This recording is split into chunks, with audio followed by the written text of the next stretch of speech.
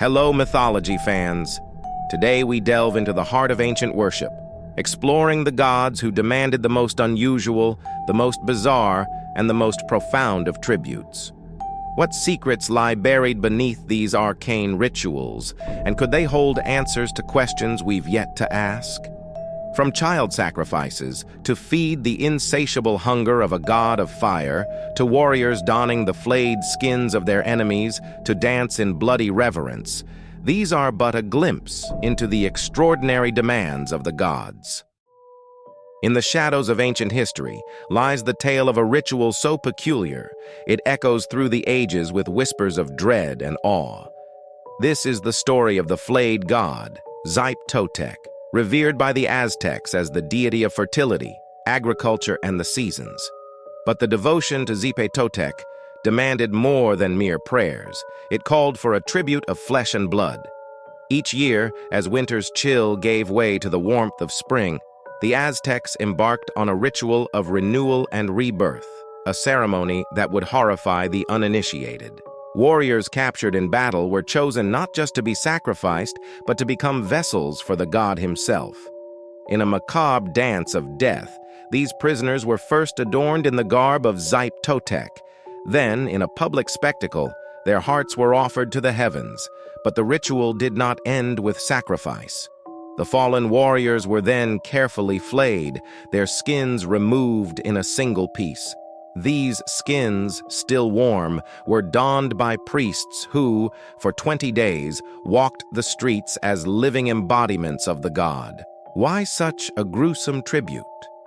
The Aztecs believed that the shedding of skin symbolized the death of the old and the birth of the new, a necessary transformation for the renewal of the land. The ritual of Totec, though long ceased, serves as a chilling reminder of the depths of human belief and the lengths to which we will go to understand and control the forces of nature. In the shadowed groves of ancient Scandinavia, a deity looms over the land, his presence as nurturing as it is ominous. This is Freyr, the Norse god of fertility, worshipped not just for the bountiful harvests he bestows, but also feared for the dark rites performed in his name. Once a year, as the nights grow longer and the chill of winter begins to bite, a sacrifice to Freyr was to be made, a ritual steeped in blood, designed to ensure the return of spring's warmth and the fertility of the earth. The chosen sacrifice, also called blot, was usually a boar, symbol of Freyr himself, and was led to the altar. The air hung heavy with the scent of pine and impending death, as the priests, cloaked in bear skins, raised their voices in a haunting chant, calling upon Freyr to accept their offering. The blood from this sacrificial animal, known as hlot, might be sprinkled on idols, participants, and the walls of the temple during these ceremonies to consecrate them to the gods. The rituals to Freyr, veiled in the mists of time, remind us of the profound connections our ancestors felt to the cycles of nature. Connections so deep, they ventured into the shadowy realm of sacrifice to uphold them. In the heart of ancient Egypt, where the desert meets the Nile, whispers of a deity both revered and feared echoed through the sands of time. She is Sekmet, the lioness goddess, her name a testament to her power. The Mighty One. Daughter of Ra, the sun god, Sekmet was born from the fire of his eye. Her breath was the desert wind, and her body, a fierce lioness, capable of destruction and healing in equal measure. Legend tells of a time when Ra, angered by the betrayal of humanity, unleashed Sekmet upon the earth. In a wrathful frenzy, she descended, her onslaught relentless, the sands stained with the blood of the fallen. But her fury was unyielding, and the world teetered on the brink of oblivion. Fearing the end of all he had created, Ra concocted a plan. He flooded the fields with beer dyed red, mimicking the blood Sekmet so craved. She drank, mistaking the beer for blood, until, sated and intoxicated, her wrath cooled, and she slept. Following Ra's example, the Egyptians gathered all together for the ritual appease Sekmet, the fierce lioness goddess.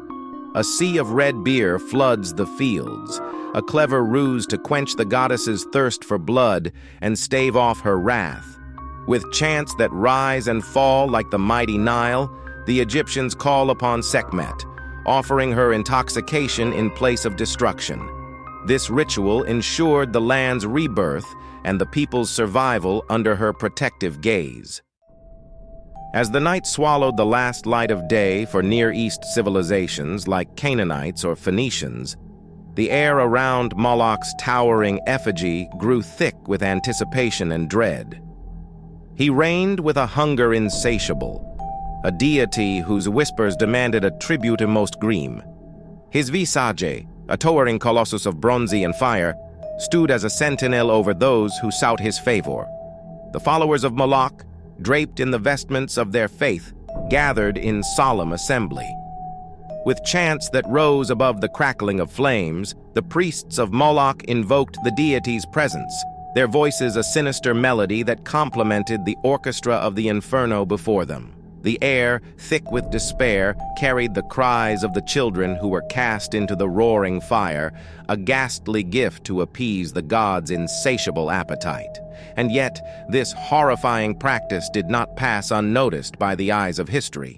Moloch's legacy of fear and sacrifice found its way into the pages of the Bible, where his name is invoked as a warning, a testament to the depths of depravity to which mankind can sink in the name of devotion. As our journey through the shadows and whispers of ancient deities comes to a close, we're left pondering the profound ways our ancestors sought to understand the world around them. Don't forget to like, subscribe, and hit that notification bell to join us on this journey through history's hidden chapters. Check out our other videos for more glimpses into the unknown and share your thoughts with us. What deity or ritual should we explore next?